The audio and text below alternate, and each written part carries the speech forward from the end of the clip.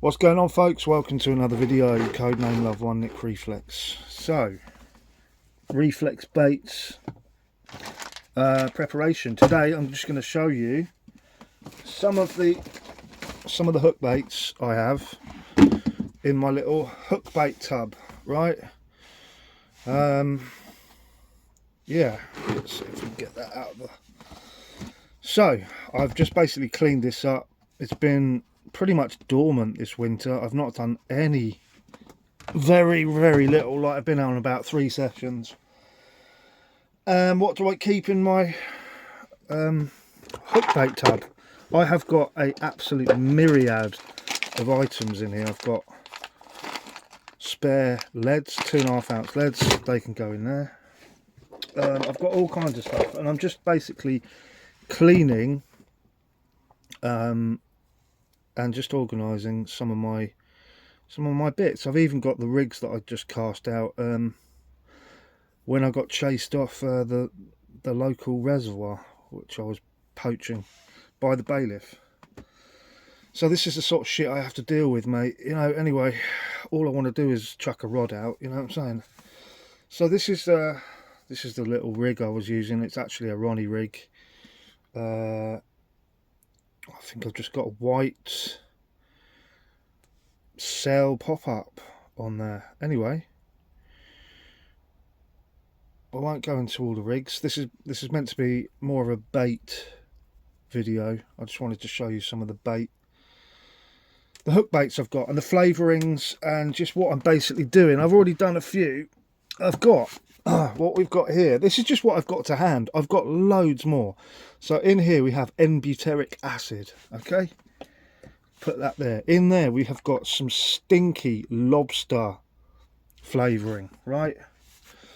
We have in here Frankfurter. These are for actual boilie making, yeah, flavoured liquids.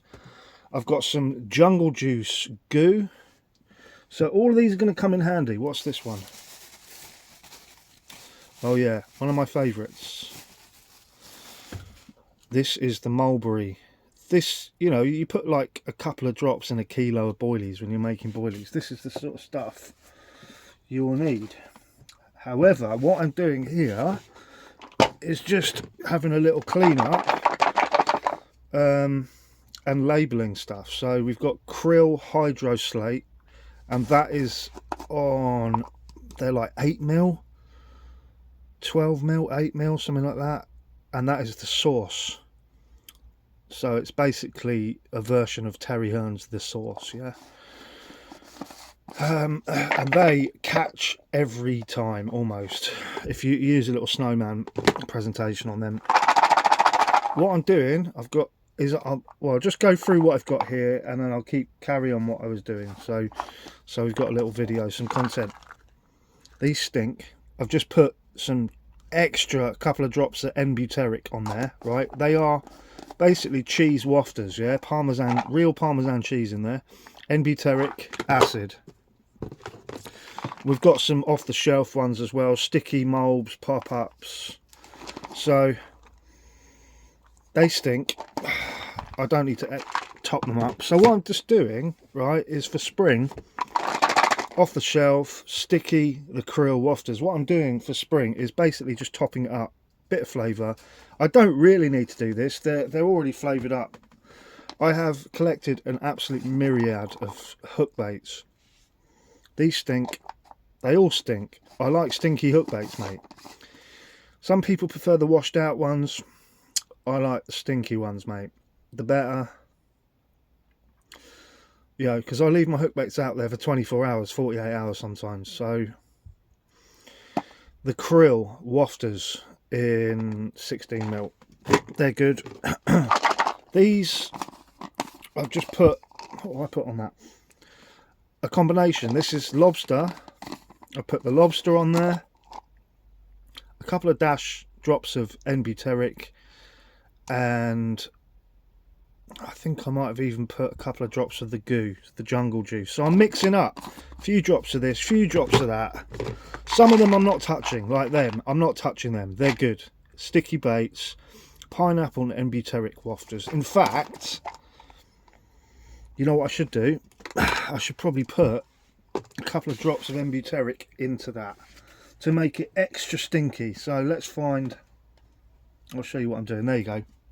There's me embuteric. I've only got, I don't know, 10 mil, not too much. And all I'm doing here is I'll get my dropper, I'll get a little bit there. There we go. You don't need much of this. 1, 2, 3. That's it. I'm putting 3 drops of pure embuteric into that. Quickly put the lid back on that because it stinks and we want to save it. And then all I'm doing is basically, I think I've already topped these up with a bit of pineapple, so that's a tiny bit of embuteric on that. Shake these up.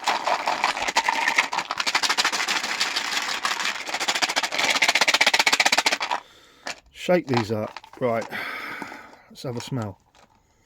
Yeah, they are now boosted to the max. So all my hook baits are boosted up. They are going to last for years, I'm telling you. They will last for 10-15 years more, right?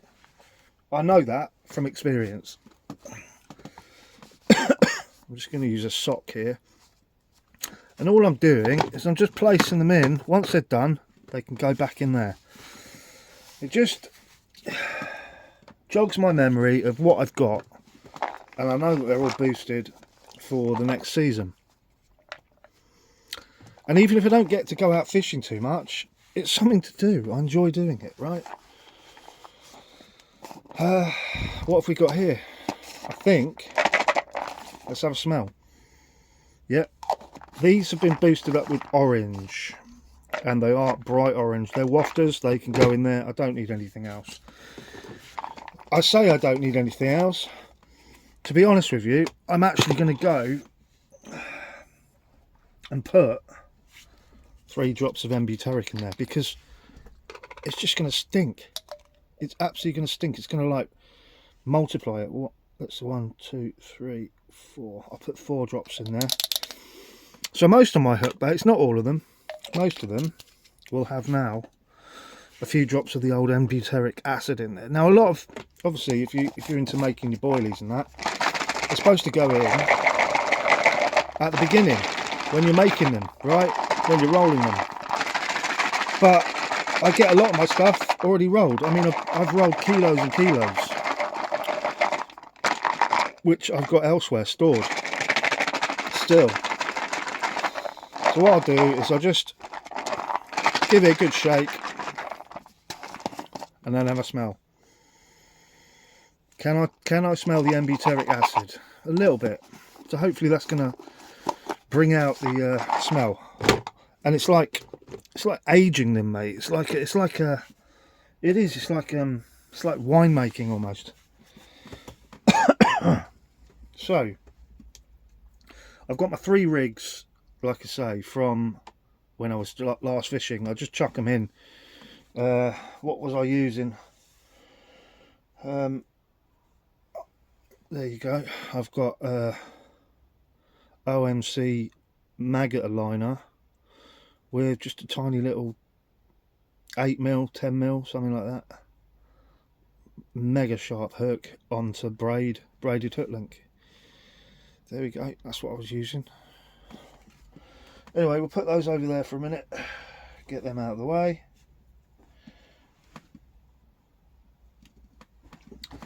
And what I'm doing here is carrying on. So what have we got?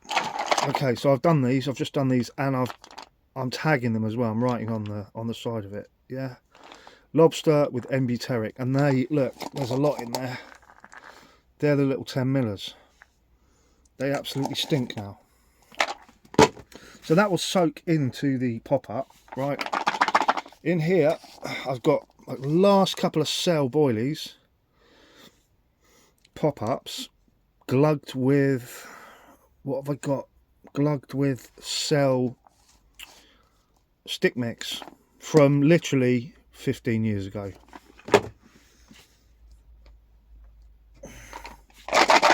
These ones, banana, I believe it's just banana. Yeah, they're basically the sauce with banana, so no need to do anything with them. Just give that a little wipe off, maybe write on it again, banana, then I'll know, won't I?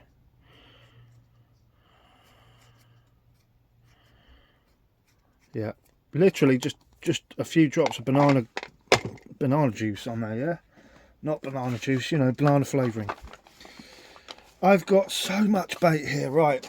This is what I discovered yesterday. Look at this. That's about 2 kilos, I'm going to say. And in there, we have got original 18mm Ester Blend B banana and pineapple. Okay? Now they had a tiny bit of mould in. So whoever, you know, basically I procured them, let's just say that. Now what I've done is I have added a tiny bit of a teaspoon of hemp oil onto that. Okay, a couple of drops of the embuteric, I think a couple of drops of mulberry, and there we go. I'm just going to let that sink in, and what that flavouring is going to do is any mould that was on the outside of the bait, it's going to kill it off, mate. The hemp oil, you know, the mould can't grow on the hemp oil, simple. So that is enough for about three or four, 5 sessions for me. I'll only use like 4 or 5 around the hook bait. I'm not one for chucking in shitloads. So there you go, there's a few kilos there. Again, these are from last season. I haven't even labelled these up, mate, but I think these are hand rolled by me, actually. Hand rolled by me. Let's have a smell. Always good to have a smell. Yep, hand rolled by me. No idea what flavour they are. I should have written down. This is the problem when you've got hundreds of different pots of boilies and you haven't written on what's in there. So I could give them a glug. I'm not gonna. I'll probably use that as loose feed, right? Hand rolled. The hook baits I've got already. So what we got here? I know this is a good one. One of my favourites. So I should write on this. So what have we got? Wow. That has got mulberry. They're mulberry 10mm pop-ups in blue, pink and purple. Blue, pink and white, yeah. And I think I've put some pineapple on that. Let's have a look.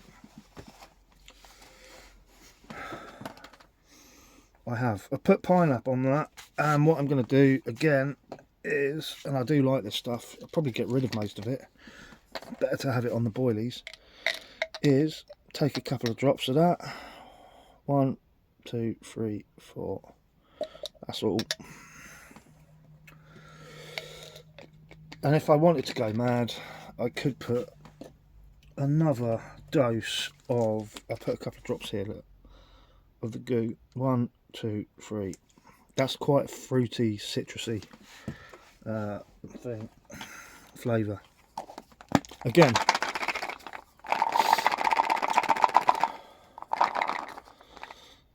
so it's going to be quite a long video. We're nearly at 14 minutes. YouTube only lets me upload 15-minute videos, so I'm going to stop it and do a part 2, maybe a part 3. We'll see. However long it takes. I'm just going to go through all my hook baits and show you what I'm doing, basically. So they're now all coated, and they absolutely stink. Absolutely stink, and they will last for 20 years, mate. No problem. So we keep all these liquids over there in one place. I've also got a couple of bait sprays here off the shelf. We've got krill, sticky baits. I'll tell you what, that embuteric, mate, really gets in the lungs. It's so chemically, but it's good. And we've got bait spray from sticky baits. In fact, I'm wondering whether I should put a couple of drops of embuteric in that.